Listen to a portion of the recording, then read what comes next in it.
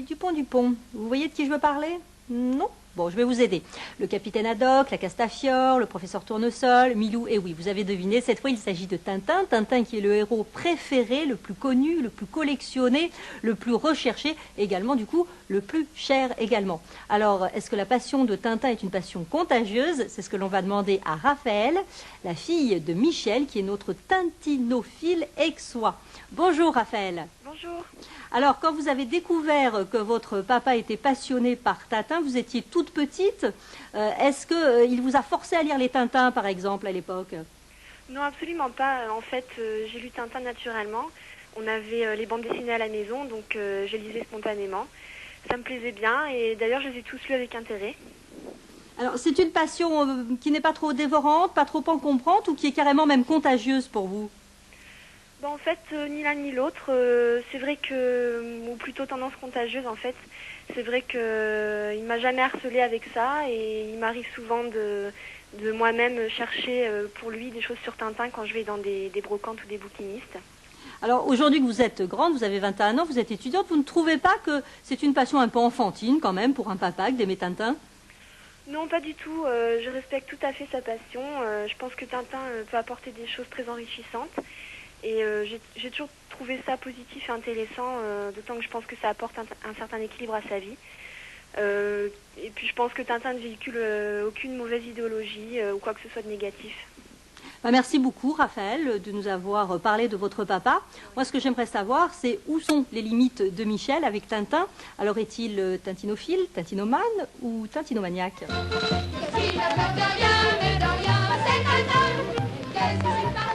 Je ne suis pas tintinomaniaque, plus tintinophile. Je n'ai pas la prétention d'être tintinologue. Je n'aime pas ce côté intellectuel dans Tintin où on décortique tout, on analyse tout, on se demande pourquoi Tintin a fait ci, il a fait ça. Non, je suis simplement un passionné de Tintin.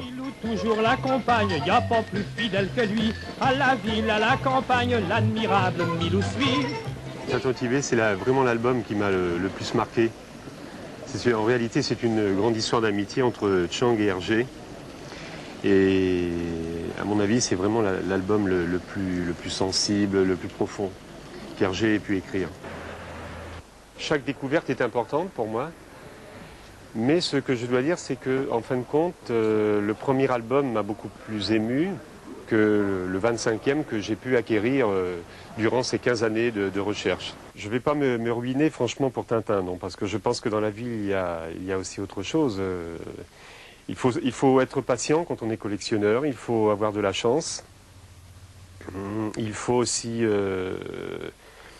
regarder l'état du produit qu'on achète. Et il faut avoir beaucoup de persévérance également. L'Asie, l'Afrique, où n'iront-ils pas encore? J'étais passionné par Tintin dès mon plus jeune âge.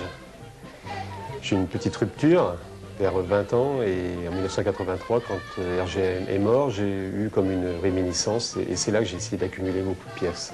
Je vis cette passion pas au quotidien, mais disons que je ne suis pas non plus complètement esclave du phénomène Tintin. Je ne bois pas mon café dans une tasse Tintin, je n'ai pas un pyjama avec des dessins de Tintin. J'essaie de me servir de cette passion comme un repère. Je prends ça comme un repère et cela m'aide à vivre, je dois dire. Je fais quelques expositions dans les médiathèques et si vous voulez, c'est pas le simple fait d'accrocher des sous-verts, de présenter des objets. J'attache énormément d'importance aux rencontres que je peux faire. Et ce qu'il y a vraiment de très intéressant dans le phénomène Tintin, c'est ce côté intergénération. C'est ce que peut représenter la folie d'une passion. Des objets qui ont été construits sur une période de 30 ans. Dès l'âge de 14 ans, j'ai commencé à sculpter des objets, le château de Moulinsart, l'effigie du chevalier François de Haddock que l'on retrouve dans le Tintin et le trésor de Rackham le Rouge. Quelques peintures de l'île Noire tirées du journal Tintin. Voici une édition originale en noir et blanc de Tintin au Congo, aux éditions du Pli XXe. Cet album a toujours été évidemment très controversé, puisqu'il montre l'aspect colonialiste du Congo de l'époque. Et l'exemple le plus frappant qui montre ce colonialisme, c'est sur cette vignette où l'on voit Tintin parler donc de la patrie des petits noirs du Congo, et il dit: mes chers amis, je vais vous parler aujourd'hui de votre patrie, la Belgique.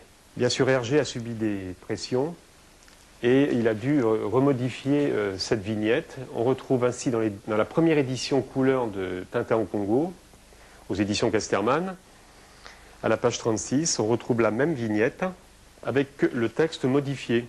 Vous avez exactement la même vignette, on voit Tintin donc faire la classe aux petits noirs du Congo, et il n'est plus question de cet aspect patriotique de la Belgique.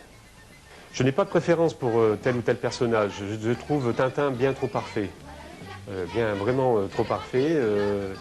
Je préférerais presque les autres personnages qui ont des défauts, comme le capitaine Haddock ou le professeur Tournesol, qui sont beaucoup plus humains. Dommage qu'il n'ait pas le pyjama de Tintin, Michel, je trouve ça très saillant. Bon allez, je ne me moque pas parce qu'en plus Michel est adorable et il vous a laissé ses coordonnées personnelles pour que vous puissiez l'appeler et commencer un tintinophiler avec lui.